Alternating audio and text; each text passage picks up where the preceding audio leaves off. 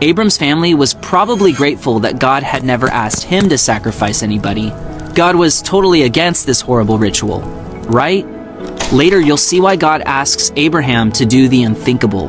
But first, he traveled to Bethel, but he wasn't there long before a famine came over the land, forcing his family to travel all the way down to Egypt.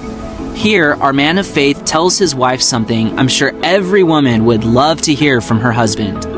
"My dear wife, you are so incredibly beautiful to look at, but you're a little too beautiful. Can you just tell people you're my sister so the Egyptian men don't kill me to get to you?" Yikes. But he wasn't totally wrong. When one of the pharaohs in Egypt saw Sarai, he immediately wanted to know her, biblically.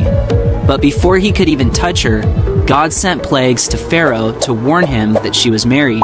So he kicked Abram and his family out of Egypt. But when they arrived back to Canaan, there was a problem.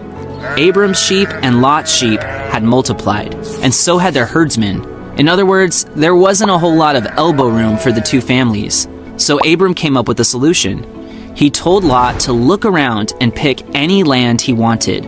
So of course, Lot and his family chose the plain of Jordan. The Bible says that at the time, this land was just as luscious as the Garden of Eden. There were even wealthy cities like Sodom and Gomorrah in this land that Lot and his family could stay in. I mean, tent camping is only fun for so long, right? Meanwhile, Abram set up camp in a place called Mamre and built an altar to God here. But get this, Abram's altar is still there to this day.